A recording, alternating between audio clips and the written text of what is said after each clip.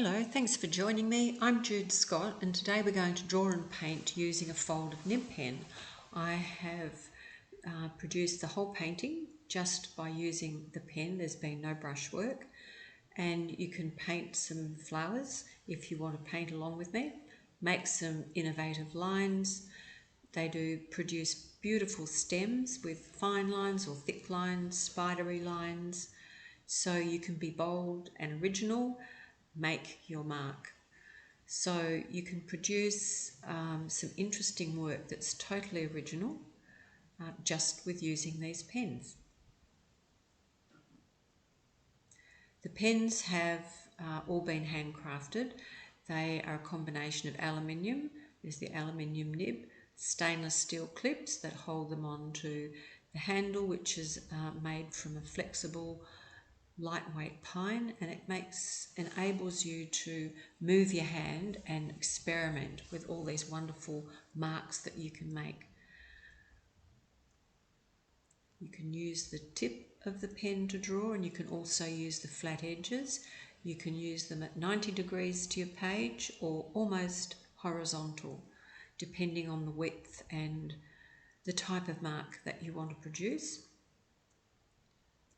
So it's really fun to experiment and try and make different marks that add originality and some innovative things to your work with these folded nib pens. Now let's get started.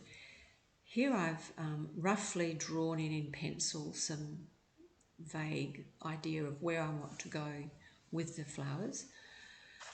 But I've pre-toned my paper just by throwing on some paint, pink, I think I used rose madder. Well, I did use rose madder, actually a combination of rose madder and quinacridone gold.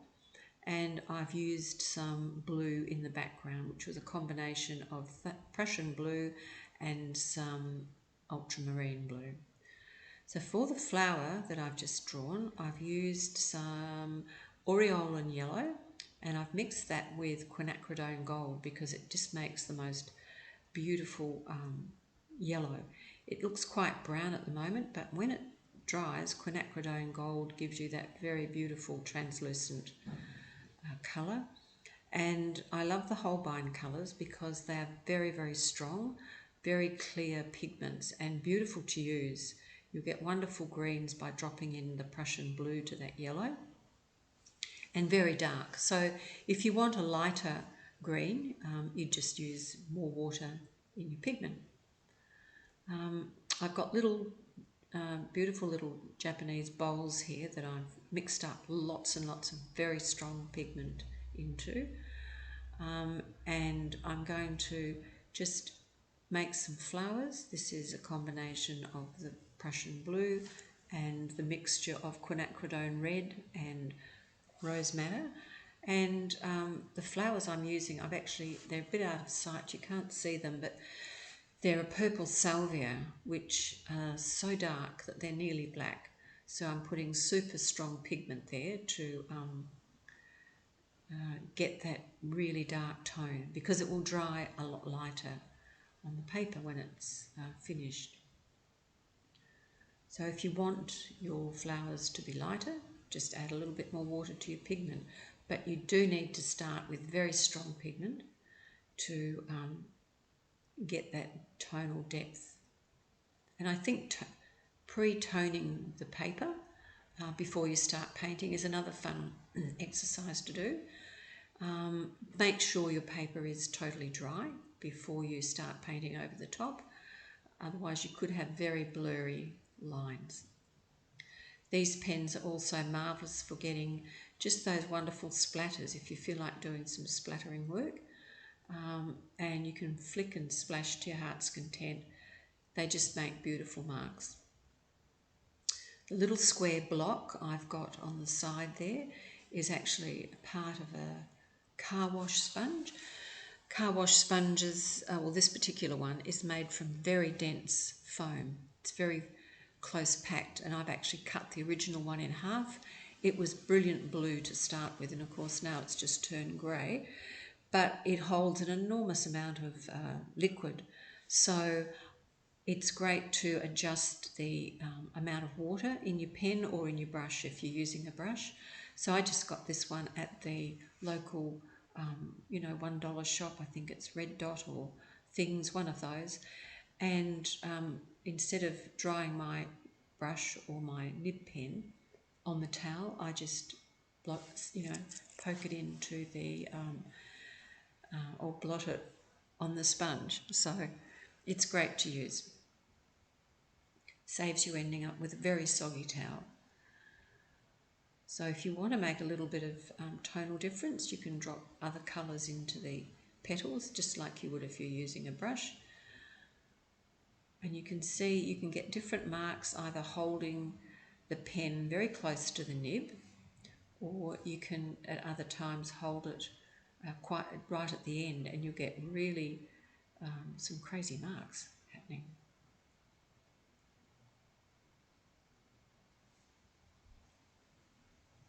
So the best thing to do is always experiment. Find what suits your hand-eye coordination. Work out how you want to draw something. Don't worry about looking at and trying to copy other people. Don't even try to copy my work. Just get into it and do your own thing. But I do hope that this may inspire you to try and draw with something different. You can even draw with just sticks. They will also give you a wonderful mark, but I really love my nib pen. It's just so easy to use. So here I'm just dropping in water. That'll lighten that leaf. Put some more foliage out the other side. And this video is painted in real time. I haven't stopped and cut out chunks of video that I didn't like. So be kind and think, well, this is all painted in one go. I've just added some extra little bits at the end and I've stopped the clock for them, but this is all just in real time.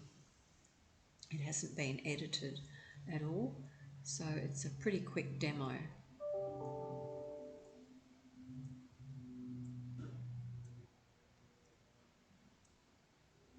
So, and doing fantasy flowers is also a great way to get different shapes, get different marks, find out what you like the look of. You might want to do just all thin lines and colour in later. You might not want to put any colour on at all. You might want to do it in black and white. So do what suits you, do what feels right for you, because one thing I have found out is that you like doing something, painting or drawing or producing different marks, somebody else will like it too. So just be bold and plunge right in and have a go. So I think that needs a few more little florally pieces up the side. So I'm just using the tip here, and I can also use the actual edge of the blade, the edge of the nib, to put more marks on the paper. Sometimes it takes a bit of getting used to get the right amount of ink or watercolour. I'm using Holbein watercolours, which have really intense pigment, so I mix up a lot before you start, because you'll really need to get quite a bit of paint or ink onto that pen.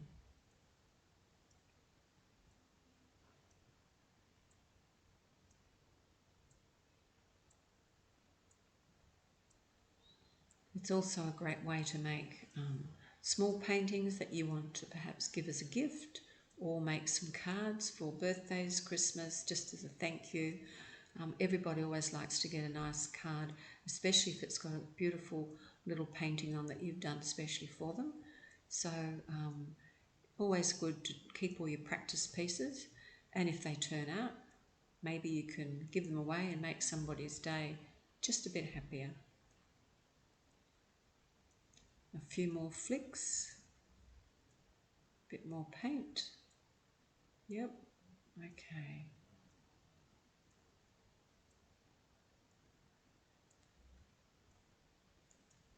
So you can put a few veins in those flowers, or just a bit of extra pigment. draw around your flowers is always good fun to do. So sometimes it's a great idea not to have too many preconceived ideas when you're doing any artwork. Just sometimes it's lovely to have the freedom just to go with the flow.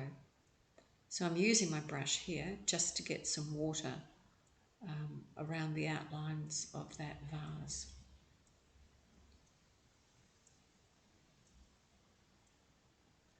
So I love my calligraphy brushes because they give great big bold broad strokes of water onto the surface of your paper quite quickly.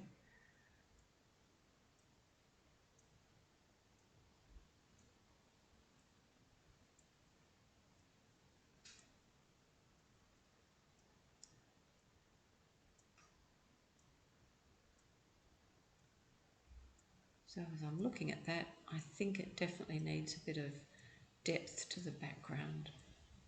So I will use a brush for that and drag out that pigment and just put some interesting marks into the background. So you can get some really interesting cauliflowers doing work like this. And as it starts to dry, you can drop a little bit of water in and put some more colours in if you want.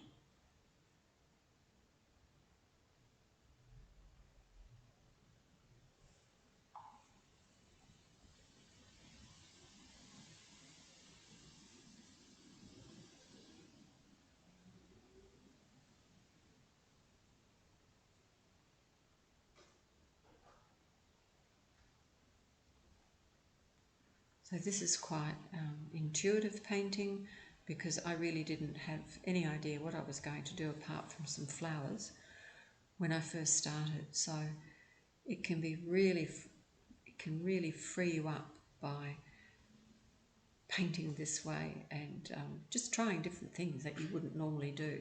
There's no right or wrong, just enjoy yourself. And often you'll really surprise yourself with some of probably the best paintings you've ever done. I think when you're very tense sometimes, you just can't get the best out of your brushes or tools or folded nib pens, pencils, whatever it is that you're drawing with or painting at the time.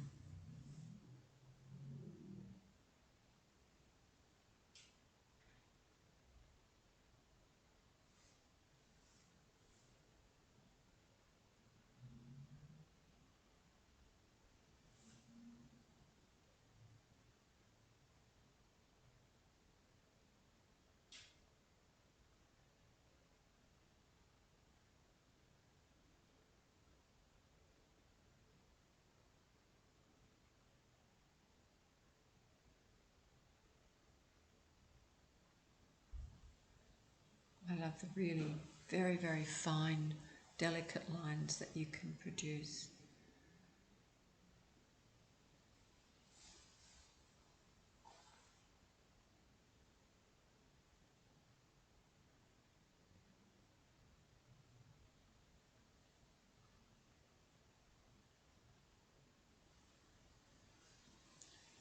And just flick some paint on.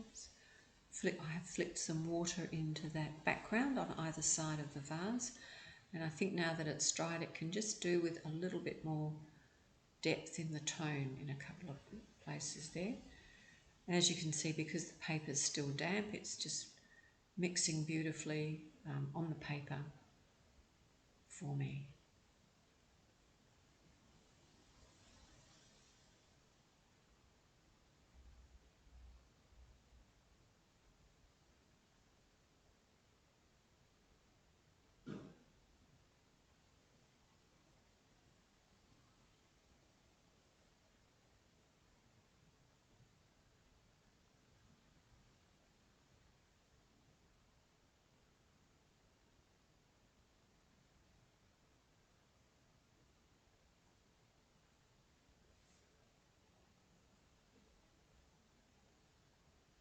Another tip too, if ever you are not sure where to go with a painting, take a photo of it and change it into black and white.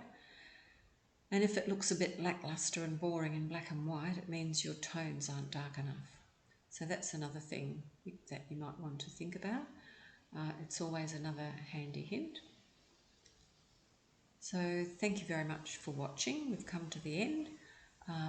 Don't forget, if you want to buy a nib pen, please go to my website, and there's more information under this video about the nib pen and the paints and materials that I've used. Thanks for watching.